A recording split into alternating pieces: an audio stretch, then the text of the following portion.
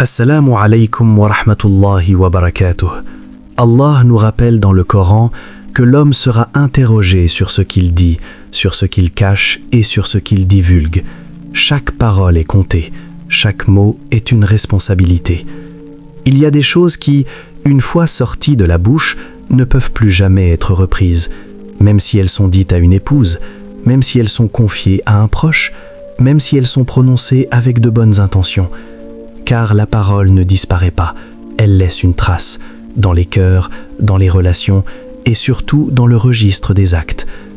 Le croyant ne parle pas pour se soulager, il ne parle pas pour se mettre en avant, il ne parle pas pour apaiser son ego. Il parle avec conscience, il parle avec mesure, il parle parce que le silence serait une injustice plus grande que la parole. Avant de parler, le croyant pèse ses mots. Il se souvient que le silence peut être une adoration et que certaines vérités, mal placées ou mal partagées, deviennent des fautes. Pose-toi cette question avant que tes lèvres ne s'ouvrent. Est-ce que ce que je m'apprête à dire me rapproche d'Allah ou nourrit simplement mon ego? Car parfois, se taire est plus lourd de récompenses que 1000 discours. Tes péchés passés, tes luttes intérieures, tes moments de chute, ce que personne ne connaît vraiment. Il existe dans ta vie des pages que seul Allah a lues, des instants de faiblesse, des erreurs commises dans le silence, des combats menés loin des regards. Et sache-le, Allah aime celui qui protège ce qu'il a déjà couvert. Ce voile qu'il a posé sur toi n'est pas un oubli, c'est une miséricorde, une chance offerte pour revenir, sans humiliation, sans exposition. Le prophète Mohammed a mis en garde contre celui qui dévoile ce qu'Allah a voilé sur lui, non pas parce qu'Allah refuse le pardon, mais parce que l'exposition du péché banalise le mal et durcit le cœur. Ce qui était une faiblesse devient alors une identité, et ce qui devait rester entre toi et ton Seigneur se transforme en fardeau public. Ce qui est entre toi et Allah doit rester entre toi et Allah. Même ta famille, même tes proches, même ceux qui t'aiment profondément n'ont pas accès à ton compte auprès du Seigneur, car ce compte-là est sacré. Il se règle dans la solitude des prières sincères, dans les larmes discrètes du repentir, dans ces moments où le cœur se brise uniquement devant Allah. Allah dit qu'il est pardonneur, miséricordieux. Il ouvre sa porte jour et nuit. Il accepte celui qui revient, même après 1000 chutes. Mais il n'aime pas que le mal soit exposé, ni que la faute soit revendiquée, ni que le péché devienne un sujet de fierté ou de légèreté. Tes faiblesses ne te définissent pas.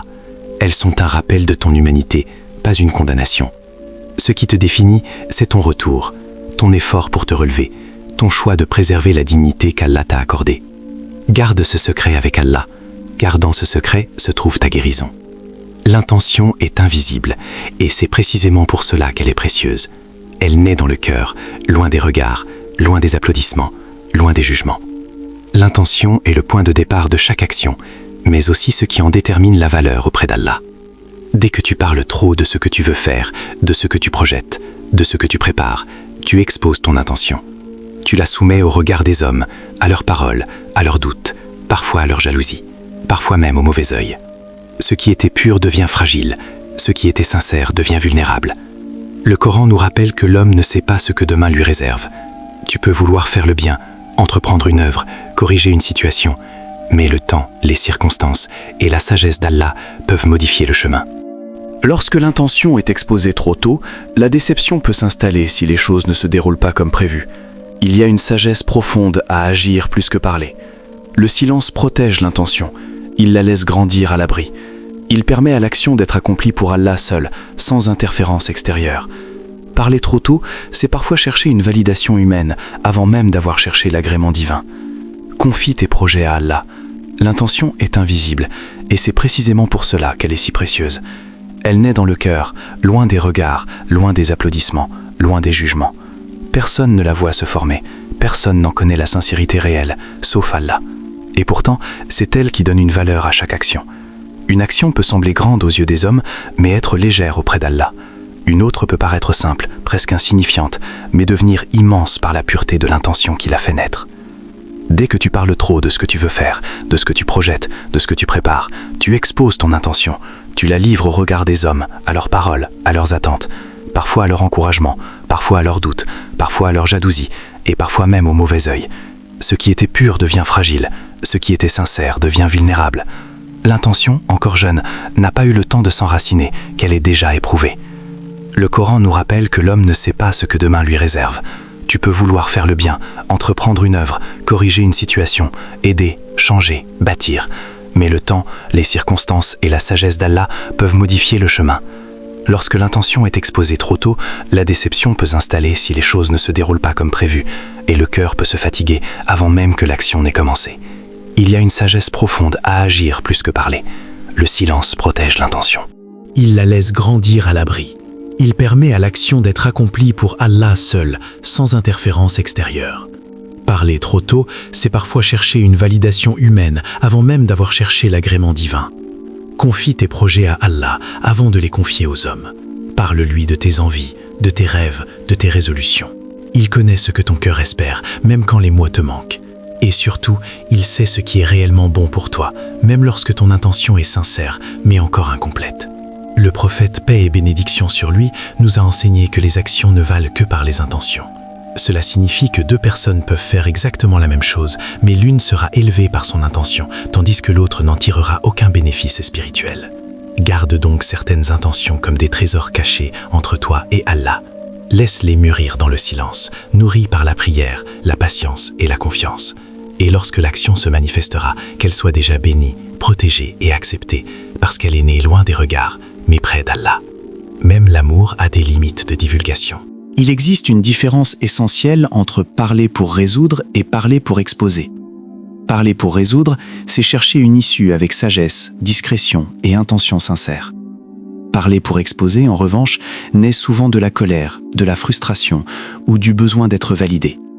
Et cette exposition laisse des traces, parfois irréversibles. Chaque parole sortie sans réflexion peut devenir une blessure supplémentaire.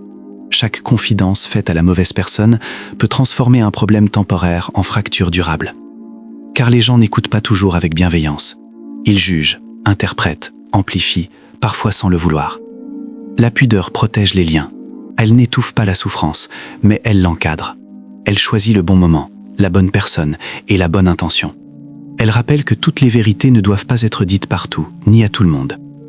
Certains conflits doivent être déposés devant Allah avant d'être partagés avec les hommes. Dans la prière, dans le silence, dans la patience. Allah voit ce que personne ne voit. Il entend ce que les mots n'osent pas dire. Et il est capable d'adoucir les cœurs là où les paroles échouent.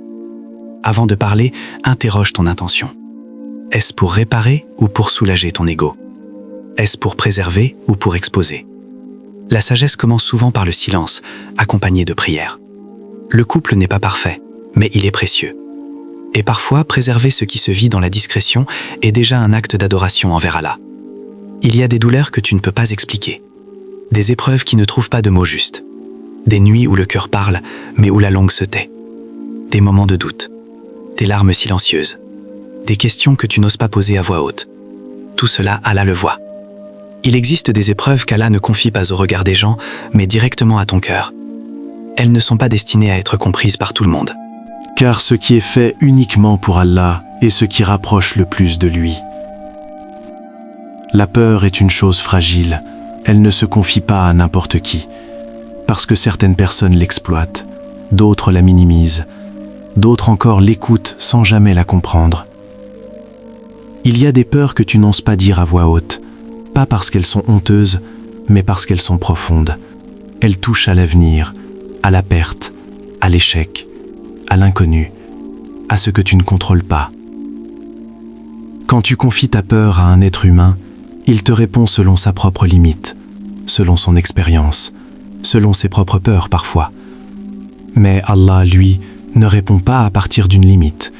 Il est celui qui rassure les cœurs avant même qu'ils ne parlent.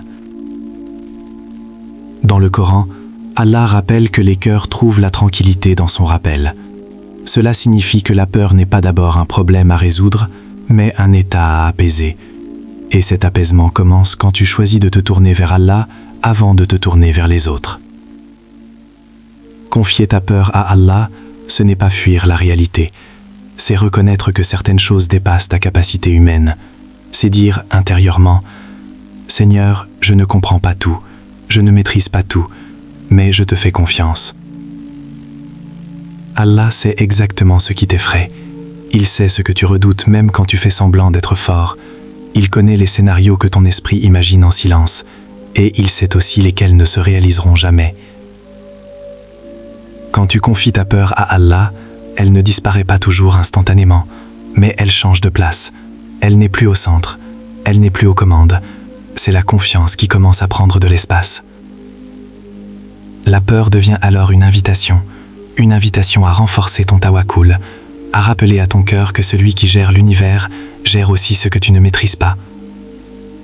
Ne confie pas ta peur à ceux qui ne peuvent que l'alourdir. Confie-la d'abord à Allah. Car Allah est celui qui rassure les cœurs, et aucune peur n'est trop grande pour sa miséricorde. Ta relation avec Allah est unique. Elle ne ressemble à aucune autre. Elle n'a pas besoin d'être expliquée, comparée ou validée par qui que ce soit.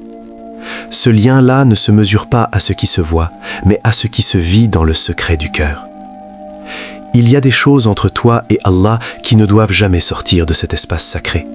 Ce que tu ressens dans la prière lorsque personne ne te regarde, ce que tu portes dans le dhikr quand les mots deviennent rares, ce que tu vis dans le silence quand l'âme parle sans la langue. Tout cela appartient à ton cœur, et Allah en est le témoin parfait. Beaucoup cherchent à prouver leur foi par des paroles, d'autres la mesurent par le regard des gens. Mais Allah ne regarde ni l'apparence ni le discours. Il regarde ce qui se passe quand tu es seul, quand il n'y a ni témoin ni applaudissement. C'est là que se révèle la sincérité.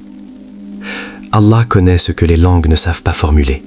Il connaît les larmes retenues, les combats silencieux, les invocations non prononcées mais profondément ressenties. Il connaît les moments où tu n'as pas su quoi dire, mais où ton cœur s'est tourné vers lui malgré tout. Dans le Coran, Allah nous rappelle qu'il est plus proche de l'homme que sa veine jugulaire. Cette proximité n'est pas symbolique. Elle signifie qu'aucun sentiment, aucune intention, aucune douleur intérieure ne lui échappe. Même ce que tu n'oses pas dire à tes proches, Allah le sait déjà. C'est pour cela que ta relation avec Allah n'a pas besoin d'être exposée. Elle se renforce dans la discrétion. Elle grandit dans la constance. Elle s'approfondit quand tu choisis Allah, même quand personne ne te voit. Garde ce lien vivant. Protège-le du bruit. Nourris-le par le rappel sincère, même discret. Car ce que tu préserves pour Allah, Allah le préserve pour toi. Et souviens-toi de cette vérité essentielle.